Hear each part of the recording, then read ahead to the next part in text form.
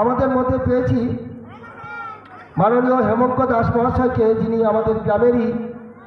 ওনাকে মঞ্চে আসার জন্য অনুরোধ করছি। হেমন্ত শেখর দাস মহাশয়, যে গ্রামের বুকে দাঁড়িয়ে আমাদের এই অনুষ্ঠান, এত কথা, এত উদ্যোগ, এত আয়োজন, উন্মাদনা, এই গ্রামেরই প্রাক্তন সম্পাদক হেমন্ত শেখর দাস মহাশয়, আপনি একটু মঞ্চে আসুন।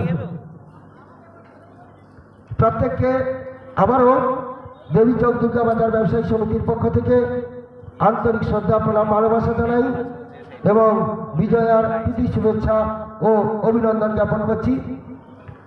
এখন আমি ছোট্ট বক্তব্য রাখার জন্য অনুরোধ করছি, কারণ